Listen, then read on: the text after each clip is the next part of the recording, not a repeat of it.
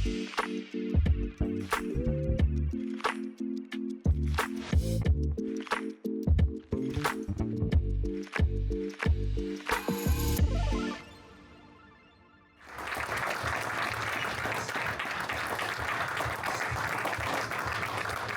thank you so much. Thank you. It's a real privilege to be here.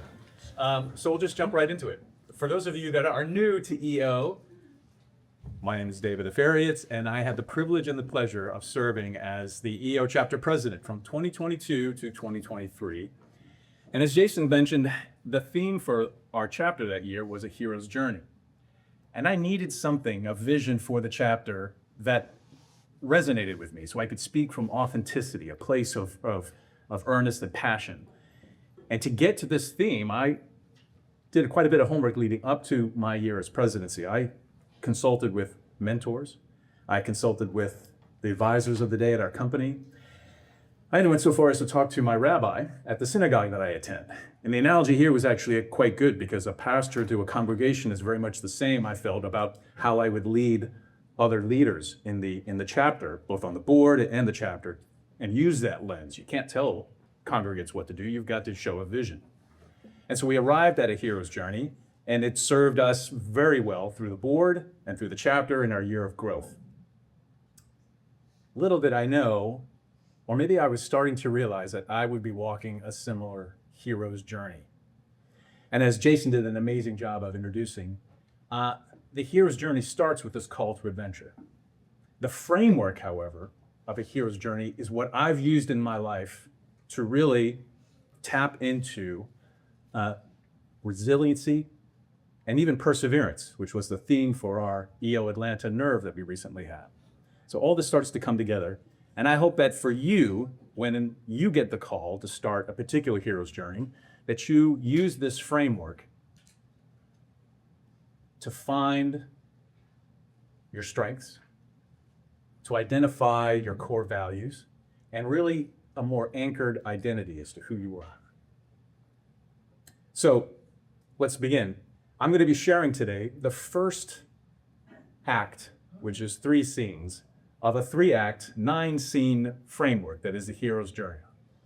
Only because for time constraints, but these are really the most important, the first 3 scenes. And they are the call to action. Oops. Okay. They are the call to action, the hesitation that any hero on a journey experiences, and then finally, when the hero meets the mentor or the guide in the whole process. All right? So I'll share with you this call to adventure, and as Jason alluded to, it's a call that really no one wants. It's not surprising that when it happens, it evokes a huge amount of disruption. For me, the precise moment was I got the call that was going to informed me that the partnership for the company that I had spent the last 20 years building, Trade Ideas, was coming to an end. And I was on the outside of how it would proceed going forward. And this was a call, as I said, for 20 years. And as Jason alluded to in the introduction, we grew to from bootstrap to 14 million in revenue, and being on the Inc. 5000 list 6 times in a row. Yeah. And it afforded an enormous amount of experiences that I'm tapping into today in the next chapter. But it was tough. And I happened to be in the offices of Roxana Shershin, our EO member, and I was their forum guest, and I was showing up to talk about member retention. And this call landed in my lap, and I walked in, and I could feel my whole world changing. And Roxana, with her perceptive abilities, was clearly seeing my canned message about member renewal. She's like, is everything all right? And they really weren't, but I was able to finish the message I had for that day, the role I was playing. And when I left, I could feel like the walls closing in and my world really shaking as I served in this role as founder, managing partner, and someone who had grown this company, just all evaporating. And I was having conversations with myself. Is this the end? What do I do next? Who am I but this role that I've been playing for 20 years? So I'm going to pose the question to everyone in this room for a moment. Who has had the call that signaled a major disruption, right? So I want you to recall and bring this experience to the forefront. Maybe it was a time when a loan and a credit line closed and the loan got called. Maybe it was a day you discovered fraud or theft in your company. Perhaps it was an investor that was withdrawing from the project, or even in my case, it was a partnership that was brittle and breaking apart. Again, this hero's journey is a real framework that that I'm using to literally find the path forward. So stepping into the call to adventure, there's really two key takeaways that I want to leave with you. One of them is you have to experience the emotions. You have to feel these feels. And there is power in labeling the emotions that one goes through when has this disruption and call to adventure. It can be rage, it can be fear, it can be shame.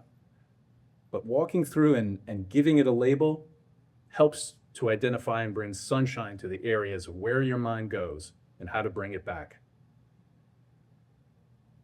Second point is, and this is really the key for the whole journey, inside this disruption, you have to be able to do a balance sheet. You've got to do a personal balance sheet to understand where else in my life are routines in which I'm high performing are going well, as this part of my life starts to become unraveled. And for me, it took taking stock of my own personal balance sheet started with my health. I was in a good place when this happened, and thanks to the routines that I had. And I knew I was going to be relying on those routines as I focused on this disruption. My family, which we're privileged to say is and continues to be a very strong source for me. And those relationships were needed at this moment of disruption. And walking through the balance sheet plants the seeds of gratitude. And that's so important in the rest of the journey to come back to when we realize this is an area that this is being disrupted, but it's only an area.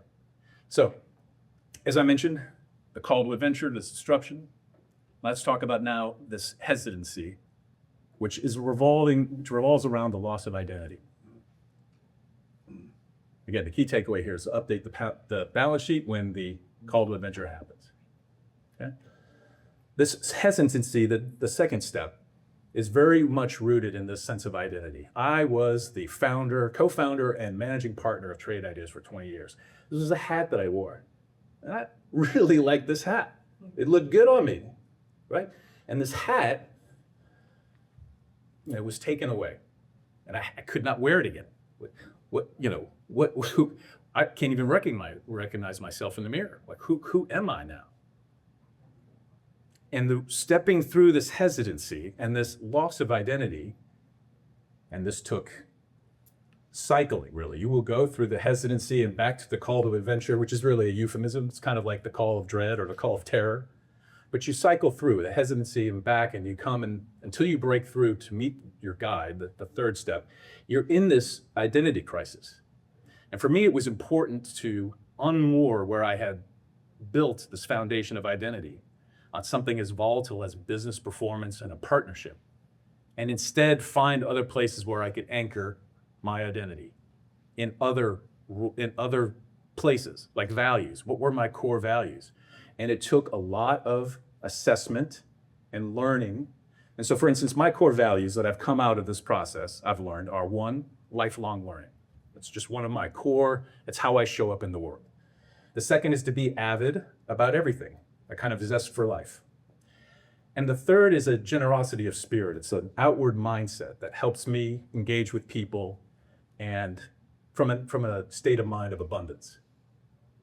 And it's funny because when this had happened to me, I fell back on a routine, on a crest of values that I introduced to my family several years before. I want to walk you quickly through that.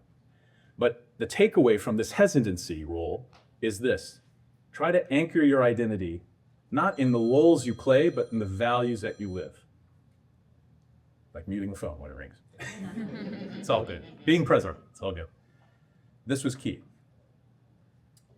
So I'm going to share with you really quickly the Aferiat family crest of values. This was an exercise that I learned from one of my mentors, Warren Rustin, who talked about this is the way I engage with my family to make decisions. We come from it and with values about how we show ourselves in the world. So I'm going to invite you to think about creating your own family crest of values. And family doesn't necessarily mean blood family. It can be the family of friends that you choose. It can be parents. It can be any circle in which you show up together. And it's a powerful exercise to go through that resonates about together, how do we show up in the world? This exercise was done on about a 4-hour trip from Atlanta to Rosemary Beach when my kids were of that age where we would go. So I had a captive audience. And I was like, we're not going to do anything but talk about this. Maybe for a bathroom break if we need a bio break. But the exercise was this. Each one of us in this family unit will come to with an image about what it is that how we show up in the world as a family. And so for me, the conversation went to, and I think I started with lifelong learning. It was this open book, right? The others really quickly are that the images that we brought to this and then expounded on that. What does that mean? And what does the symbol mean? Was a picture of the globe, which is our philosophy of repairing the world one tiny crack at a time, thinking globally, but acting locally. The third was this fork and knife, a symbol of our generosity about how we treat the stranger in our midst and who we invite into our home to experience and share. And then the fourth rather, was something that my youngest daughter, Madeline, brought to the table at the age of 11 or so. And it was this is wrought iron, but it's meant to be like a curly cue. And a curly cue is the start of creativity when one faces an obstacle, right? That's how we spark that creativity. Underneath it, through it, around it, over it, that's how we show up in war. And so I encourage you to pull out a sheet of paper, draw a 2x4 or a square for each of the people in your unit, the smallest unit that you would call family, and bring a symbol to that group and ask the others to bring their symbols, and then have a very rich, engaging conversation.